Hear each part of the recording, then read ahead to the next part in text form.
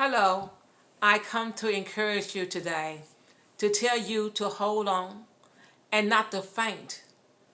Don't quit, don't give up, don't be wavering in the things that you believe, to trust God in the impossible. I come to tell you that God will fight for you and He will fight on your behalf, that He's not left you and you're not alone in this fight.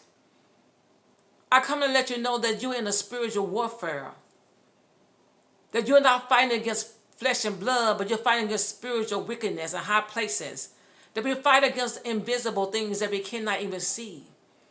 We fight against generational curses. We fight against things that's passed down from one generation to another generation.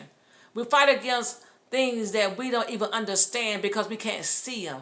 Sometimes we fight against poverty. We fight against lack. We fight against illiteracy. We fight against so many things in this world that we don't even understand. Sometimes we're in a cycle and you can't even come out of the cycle, and you say, Lord, why can't I come out of this cycle? Because there's something fighting you. It's blocking you, keeping you from understanding how to come out of the cycle. That's why it's important to fast and pray and to seek God. Because we're not in this world alone. There's spiritual beings that we can't even see. How can you fight when you don't see it? How can you win when you don't see it? You have to trust God, and you have to fight in prayer and fasting and yielding to the things of God. Sometimes you can have all the education, but a door won't open. You can know many people, but no one give you opportunity. And you say in your heart, Lord, I can't understand. I have the ability, I have the talent. I can't understand why it's not working out for me. It seems like I'm in a cycle. It seems like I can't come out of this. You can't come out on your own because the fight is greater than you. Sometimes we fight against generational curses that have been passed down from one generation to the other. They'll follow us. They come from our mother. They may come from our father. They may come from our ancestors. Sometimes we're fighting against curses. They're written curses and spoken curses. I said, Lord, what is this that I can't come out? What is this that I can't prosper? What is this that I don't understand? Some people fight against mental illness.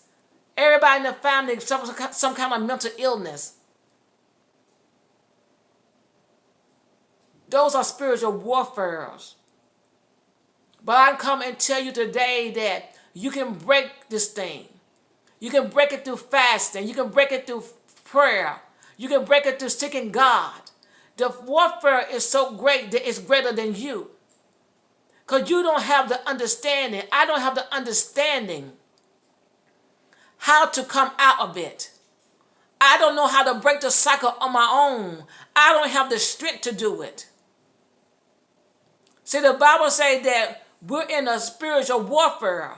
It says the flesh fight against the spirit and the spirit against the flesh. It talks about how we fight against spiritual wickedness in high places. It tells us to put on the whole armor of God that we may be able to stand. Oh yeah, the spiritual warfare is real. It's just not something that people are talking about. Spiritual warfare is real.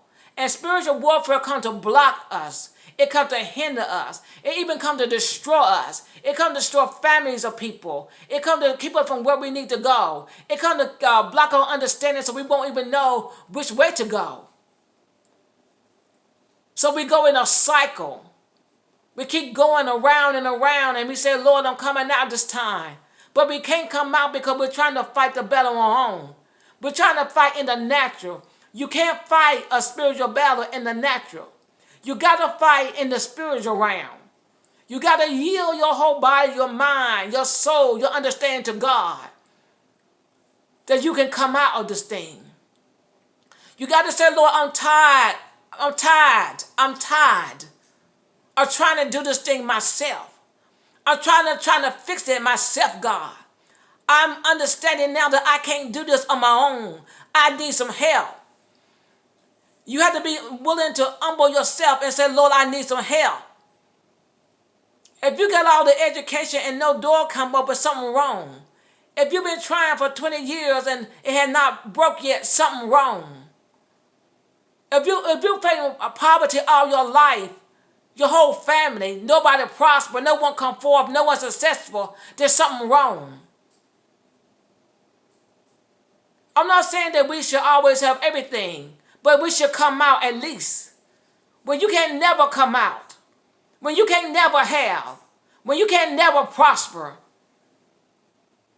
when you don't never have the door open for you, when all you see is disappointment and all you have is distress, then you're in a great spiritual warfare and you can't win this thing on your own.